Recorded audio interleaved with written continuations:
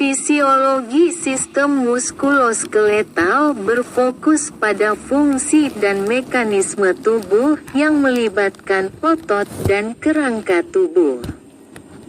Sistem muskuloskeletal terdiri dari dua komponen utama, yakni tulang dan otot, yang bekerja bersama untuk memberi dukungan, memungkinkan gerakan, serta melindungi organ-organ internal tubuh. Berikut adalah penjelasan rinci tentang fisiologi sistem muskuloskeletal. 1. Struktur dan fungsi sistem muskuloskeletal. Sistem muskuloskeletal terdiri dari tulang, yaitu organ keras yang membentuk rangka tubuh. Tulang tidak hanya memberikan struktur dan dukungan, tetapi juga berfungsi sebagai tempat penyimpanan mineral, seperti kalsium, dan tempat pembentukan sel darah merah. Otot, jaringan yang dapat berkontraksi dan menghasilkan gerakan tubuh. Otot bekerja dengan tulang untuk memungkinkan pergerakan yang dikendalikan oleh sistem saraf. Tulang terdiri dari dua jenis utama, yakni tulang kompak dan tulang spons.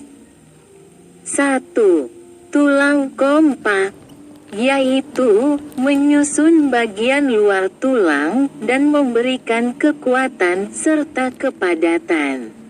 2. Tulang spons, yaitu berada di dalam tulang dan memiliki struktur berongga yang memungkinkan penyerapan goncangan serta menyediakan tempat bagi sumsum tulang untuk memproduksi sel darah. Tulang juga terdiri dari matriks ekstraseluler yang mengandung kolagen dan mineral kalsium fosfat yang memberikan kekuatan dan kepadatan pada tulang. Fungsi tulang, yaitu 1. Memberikan struktur dan dukungan tubuh. 2. Melindungi organ vital seperti otak, kranium, jantung, dan paru-paru dalam rongga dada. 3. Tempat penyimpanan mineral seperti kalsium dan fosfor, yang dapat dilepaskan ke dalam darah ketika dibutuhkan. 4. Tempat pembentukan sel darah merah di sumsum tulang, hematopoiesis. 5. Memungkinkan gerakan dengan menyediakan titik perlekatan untuk otot. Otot manusia dibagi menjadi 3 jenis utama berdasarkan struktur dan fungsinya. 1. Otot rangka, skeletal muscle, yaitu otot yang melekat pada tulang dan bertanggung jawab untuk gerakan tubuh sadar. 2. Otot jantung, cardiac muscle, yaitu otot yang membentuk dinding jantung dan mengontrol detak jantung. 3. Otot polos, smooth muscle, yaitu otot yang terdapat di dinding organ internal seperti usus, pembuluh darah, dan kandung kemih. Fungsi otot. 1. Gerakan, yakni otot rangka memungkinkan pergerakan tubuh dengan menarik tulang. 2. Postur, yakni otot bekerja untuk mempertahankan postur tubuh. 3. Pemanasan tubuh, yaitu kontraksi otot menghasilkan panas yang membantu menjaga suhu tubuh. 4. Perlindungan, yaitu otot membantu melindungi organ dalam tubuh. 2. Kontraksi otot. Kontraksi otot terjadi melalui interaksi antara dua protein utama dalam sel otot, aktin dan miosin. Proses ini dikenal sebagai mekanisme kontraksi otot dan berlangsung melalui langkah-langkah berikut. A. Struktur otot. Otot rangka tersusun dari serat otot yang panjang, yang masing-masing mengandung sarkomer sebagai unit kontraktil terkecil. Setiap sarkomer terdiri dari filamen aktin, filamen tipis, dan miosin, filamen tebal, yang saling berinteraksi untuk menghasilkan kontraksi. B. Mekanisme kontraksi otot. 1. Stimulasi oleh sinyal saraf, yakni proses kontraksi dimulai ketika neuron motorik mengirimkan impuls listrik ke serat otot. Impuls ini merambat melalui sarkolema, membran sel otot, dan masuk ke dalam sel melalui tubulus T, yang mengaktifkan retikulum sarkoplasma untuk melepaskan ion kalsium. 2. Interaksi aktin dan miosin, yakni ion kalsium berikatan dengan troponin, yang menyebabkan perubahan konformasi pada tropomiosin, memungkinkan miosin untuk berikatan dengan aktin. Ketika miosin mengikat aktin, ia menarik aktin ke arah garis Z, menyebabkan serat otot berkontraksi. 3. Penggunaan ATP, yakni kontraksi otot memerlukan energi dari ATP, adenosin trifosfat. ATP digunakan oleh kepala miosin untuk menggerakkan aktin. Setelah kontraksi, ATP juga diperlukan untuk mengendurkan otot dengan memisahkan ikatan antara miosin dan aktin. 4. Relaksasi otot, yakni setelah rangsangan saraf berhenti, ion kalsium dipompa kembali ke dalam retikulum sarkoplasma, dan otot kembali ke keadaan relaksasi.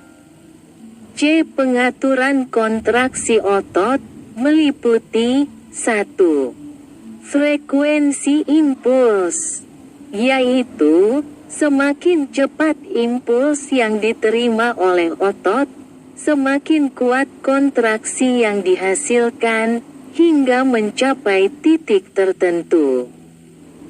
2. Rekrutmen serat otot, yaitu dalam gerakan yang lebih kuat. Lebih banyak serat otot akan direkrut untuk bekerja, menghasilkan kontraksi yang lebih kuat. 3. Pengaturan gerakan. Gerakan tubuh dikendalikan oleh hubungan antara otot dan tulang yang membentuk sendi.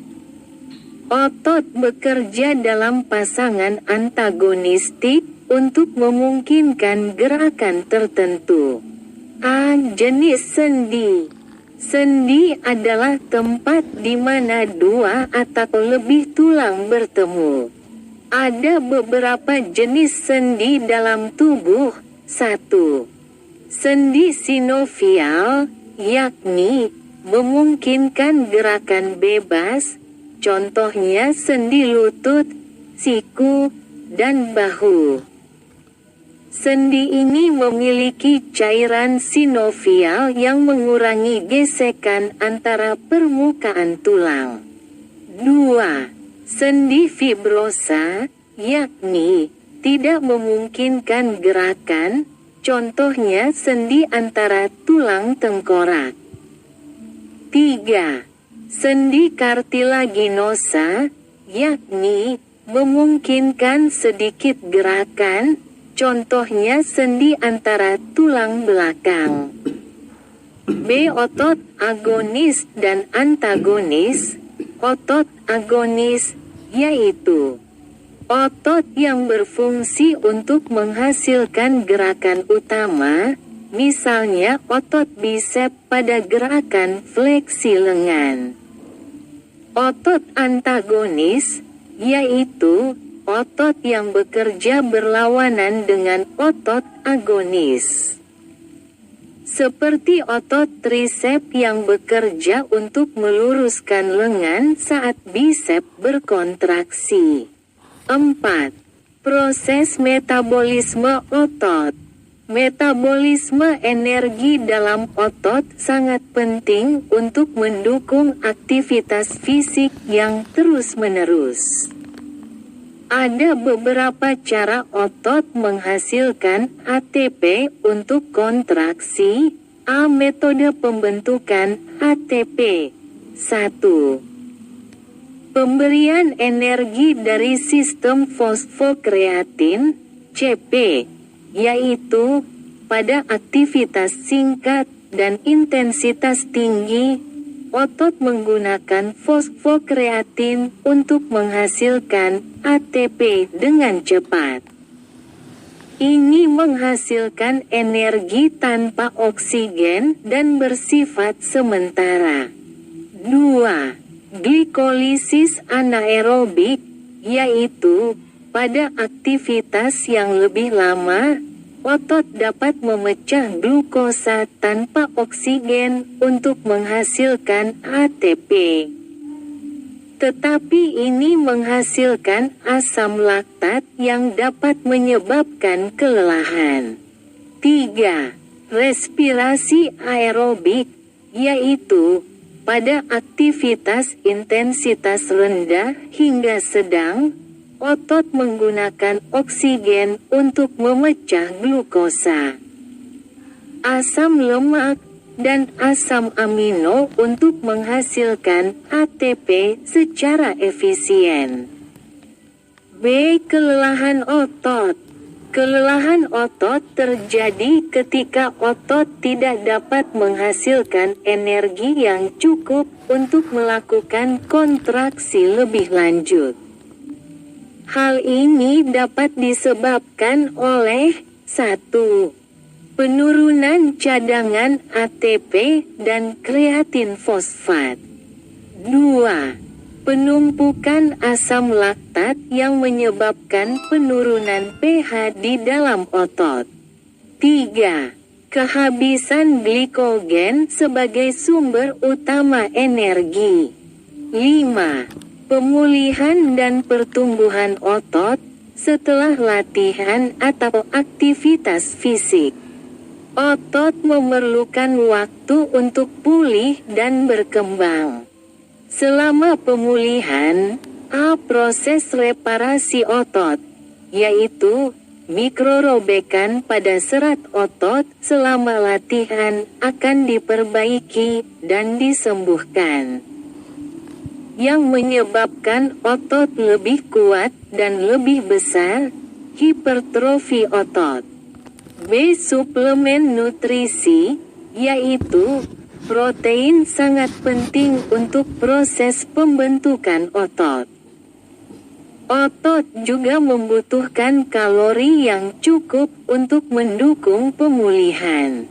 6. Gangguan dan penyakit pada sistem muskuloskeletal. Beberapa gangguan atau kondisi dapat mempengaruhi sistem muskuloskeletal, termasuk A. Osteoporosis, yaitu penurunan kepadatan tulang yang meningkatkan risiko patah tulang. B. Artritis, yaitu peradangan pada sendi yang menyebabkan rasa sakit dan pembengkakan. C. Cedera otot, Strain, yaitu cedera pada ligamen atau otot akibat peregangan atau robekan. Demiopati, yaitu penyakit yang mempengaruhi fungsi otot.